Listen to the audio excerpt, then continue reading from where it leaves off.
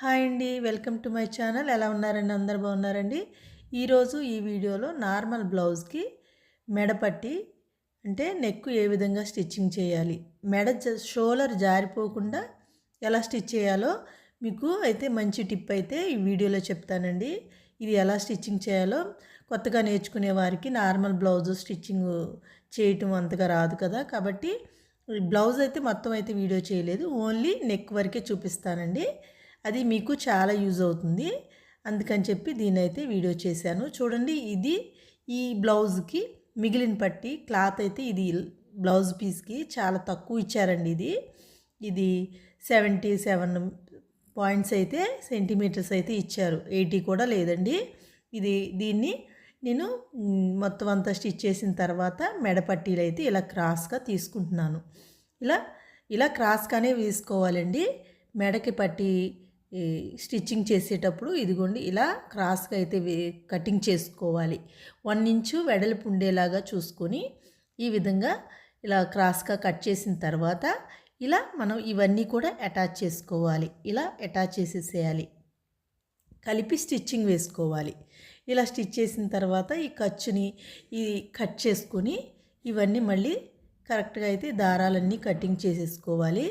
ఇలా ఈ విధంగా దీన్నైతే మనం మెడపట్టి రెడీ చేసుకోవాలండి.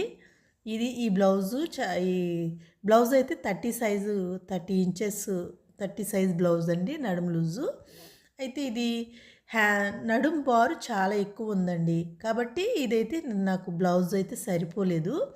అయినప్పటికీ కూడా షేప్ బెల్ట్ లోపలంతా వేరే క్లాత్ వేసేసి ఉక్సులు పట్టి కాజాల పట్టి కూడా వేరే వేసాను అనమాట. ఇలా స్టిచ్ చేశాను. చూడండి, ఇప్పుడు ఇదిగోండి, ఇది ఉక్సులు పట్టి వైపు, ఈ ఉక్సులు పట్టి వైపు దీన్ని ఇలా ఉల్టాగా వేసేసుకొని ఈ మెడపట్టి ఉంది కదా, దీన్ని ఇక్కడ ఇలా ఫోల్డ్ చేసుకోవాలి.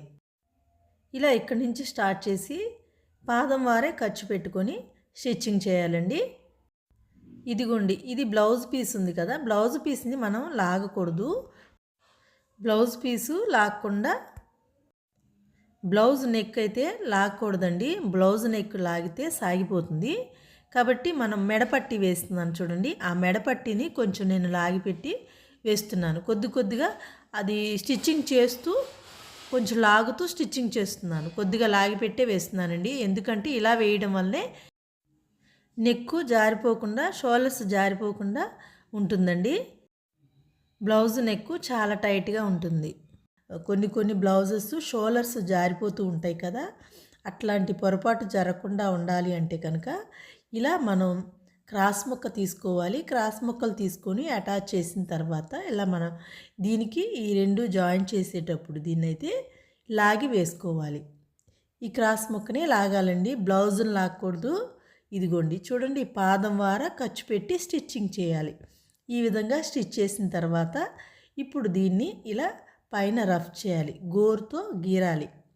ఇలా రఫ్ చేస్తే అప్పుడు మనం దీన్ని ఫోల్డ్ చేసినప్పుడు కరెక్ట్గా ఫినిషింగ్ అనేది నీట్గా వస్తుంది. ఓకేనండి, ఈ విధంగా మనం దీన్ని మొత్తం కూడా ఈ మెడపట్టిని ఇలా ఓపెన్ చేసి పైన రఫ్ చేయాలి, స్టిచ్చింగ్ మీద వేయాలి. ఇలా రఫ్ చేసిన తర్వాత ఇక్కడ ఇలా ఫోల్డ్ చేసుకోవాలి. పాదం ఖర్చు ఇట్లా ఉంచి పైన ఈ స్టిచ్చింగ్ ఉంటుంది, ఈ రెండు జాయింట్ స్టిచ్చింగ్ ఉంటుంది కదా, అక్కడికి మళ్ళీ స్టిచ్చింగ్ వేసుకోవాలి. ఇలా లోపలికి గోరుతో లోపలికి ఫోల్డ్ చేసుకుంటూ, మొత్తం అంతా ఫోల్డ్ చేయకూడదండి, మళ్ళీ ఫినిషింగ్ పోతుంది. కొద్దిగా మన పాదం ఉంది కదా, ఆ పాదం ఎంతైతే ఉందో సింగిల్ పాదం, ఆ పాదం అంతా ఖర్చు పెట్టి మనం స్టిచ్చింగ్ మీద ముందు వేసిన స్టిచ్చింగ్ మీద ఇలా దిగోండి, ఇలా ఈ స్టిచ్చింగ్ మీద వేసుకోవాలి. ఎందుకనంటే పక్కకు వేసినా అటు వేసినా ఇటు వేసినా ఫినిషింగ్ అనేది నీట్గా ఉండదు, ఫినిషింగ్ పోతుంది. కాబట్టి మనం ఈ విధంగా ఇలా స్టిచ్చింగ్ మీదే వేసుకుంటూ మొత్తం అంతా కూడా స్టిచ్చింగ్ చేసుకోవాలి. ఈ విధంగా లోపలికి ఫోల్డ్ చేసుకుంటూ స్టిచ్ చేసుకోవాలి. ఇలా మనం బ్లౌజెస్కి నార్మల్ నెక్స్ స్టిచ్చింగ్ చేసేటప్పుడు ఈ మెడపట్టీని తీసుకుంటాం కదండి, మెడపట్టీనే లాగి దాన్ని కొంచెం లాగుతూ అటాచ్ చేయాలి. మనం బ్లౌజ్ని మాత్రం ఎట్టి పరిస్థితిలో లాక్కూడదండి. మీరు బ్లౌజ్ లాగారు అంటే కనుక అది మెడ సాగిపోతుంది. కాబట్టి మనం ఆ విధంగా కాకుండా ఇలా మెడ పట్టీనే లాగి సాగదీసి దాన్ని కొద్ది కొద్దిగా సాగదీసుకుంటూ కొంచెం అలా స్టిచ్ చేసుకుంటూ వెళ్ళిపోవాలి. తర్వాత ఇప్పుడు చూడండి, ఇప్పుడు ఈ లోపల ఖర్చు ఈ విధంగా స్టిచ్ చేసిన తర్వాత ఈ లోపల ఖర్చుని కట్ చేసేసుకోవాలి. జాగ్రత్తగా నీట్గా కట్ చేసుకోవాలండి. మళ్ళీ బ్లౌజు ఇది నార్మల్ బ్లౌజ్ కదా, సాదా బ్లౌజు కాబట్టి ఇది బ్లౌజు కటింగ్ అయిపోయింది అనుకోండి, మళ్ళీ నెక్ అనేది మళ్ళీ స్టిచ్ చేసేసరికి ఫినిషింగ్ పోతుంది. తర్వాత నెక్ కూడా మళ్ళీ స్టిచ్ చేస్తే నెక్ డీప్ అయిపోతుంది. కాబట్టి ఆ విధంగా కాకుండా చక్కగా నీట్గా నిదానంగా ఇలా కట్ చేసుకోవాలి.